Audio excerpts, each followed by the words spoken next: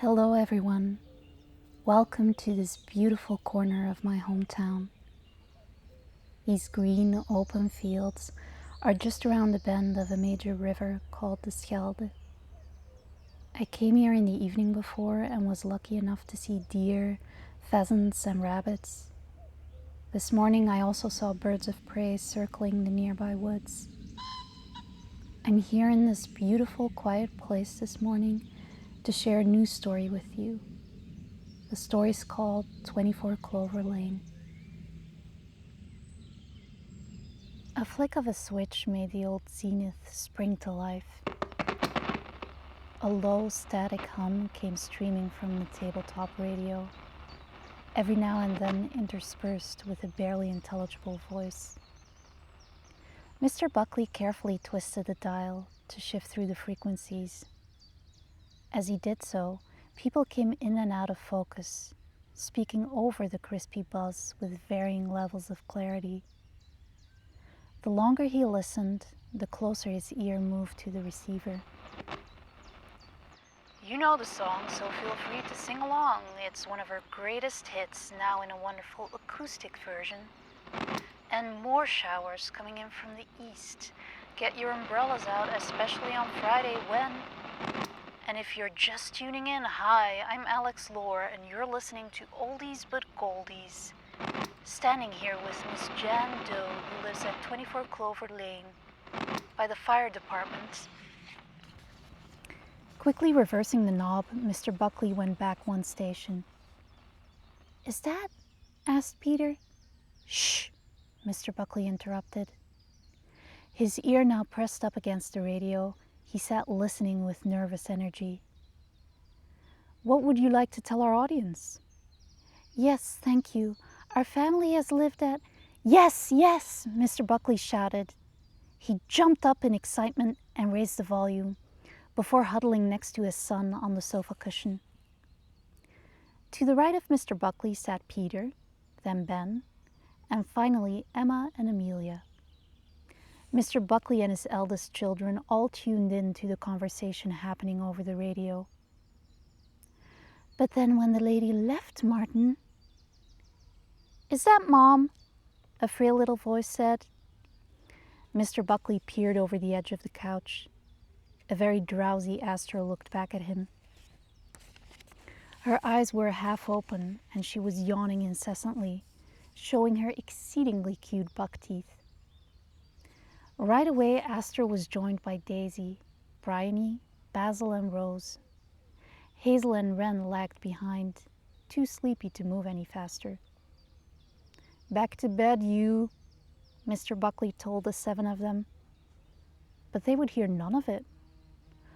Altogether, the siblings resumed their questioning about Mommy, and Mr. Buckley was forced to relent. For a minute then, he agreed. More awake now, they hopped onto the sofa cushions and greeted their older siblings. Everyone huddled in the middle of the couch, leaving the frayed corners unoccupied. So I call on everyone near 24 Clover Lane to come help. As the broadcast came to an end, the younger ones drifted off to sleep.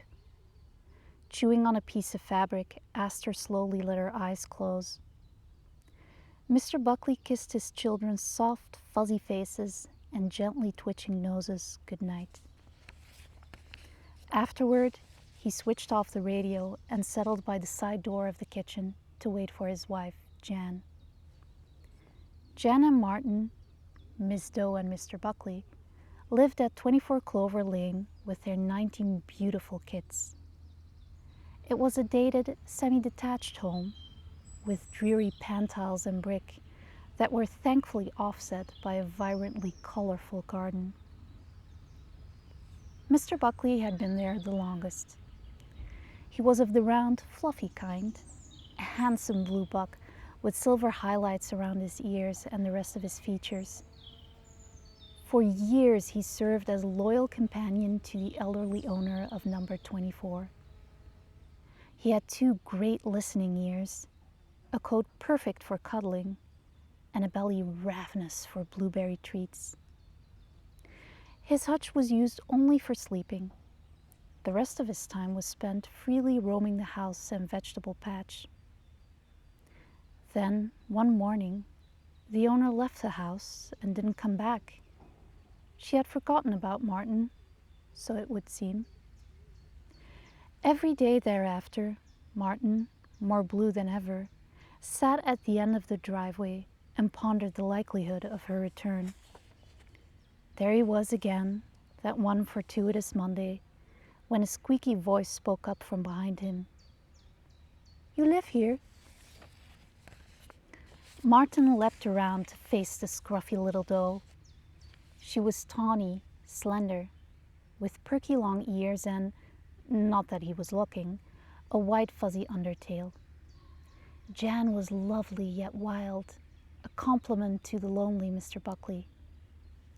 Soon they ventured into the house together and began making it more lively.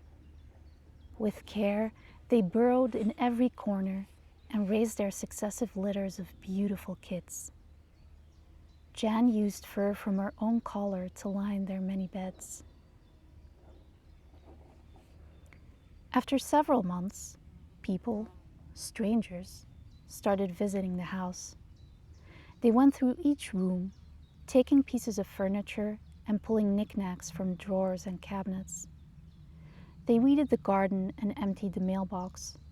They cleaned the bathrooms and scrubbed the kitchen. In fact, they caused a whole lot of trouble for Martin and Jan, who had to dodge grabby hands and move their worn on more than one occasion. The very last straw was a huge sign planted in the front lawn, which the pair quizzically examined. "What does it mean?" asked Martin, looking up at the placard. "They're taking the house," Jan replied, "but we're not going to let them." With their kits safely hidden in the upstairs mattress, Martin and Jan set about devising a plan. Through the fields to the north, Jan traveled to the neighboring Baker Street, where lived an acquaintance called Bun Bun Broccoli. Another fluffy, cuddly buck, Mr. Broccoli fancied himself quite the celebrity. His owner ran a local radio station, sometimes mysteriously taken over by squeaking, clucking, and thumping noises. As proud and fanciful as Bun Bun could often be, one couldn't argue with his reach. So it happened that Miss Doe used local radio to mobilize any nearby colonies for the purpose of securing her beloved home at 24 Clover Lane. When the broadcast ended, at 10 o'clock exactly, Jan ran home to the doting kisses of Mr. Buckley. At this point, they could do nothing but wait. The night slowly faded into dawn. As the sun crept to its highest point, the real estate agent arrived in his dark blue sedan. He stepped out of the car and greeted the potential buyer, who pulled up to the house just moments later. "Good morning, Miss Todd," the estate agent cheerfully said. "Hope you found it okay?" "Yes, thank you." The woman stumbled across the gravel driveway in her impractically tall heels. "It's an old house, but recently renovated," he continued. "I'll show you the kitchen first, which is extremely spacious and has lots and lots of—" "Bunnies!" she screamed. Around the corner, kicking up dust as they went, came hundreds upon hundreds of bunnies. Led by some not-so-gentle giants, the rabbits and hares spilled into the driveway and front lawn. They growled and grunted, racing up to the seller and buyer dead ahead. Their bright white undertails bobbed up and down in a cloud of fearless fluff. "Bunnies!" Miss Todd shrieked again. No sooner had she thrown off her shoes than they were trampled by the horde of racing rabbits. She made a run for her car, the real estate agent following closely behind. With screeching tires, the humans sped through Clover Lane and then the surrounding streets.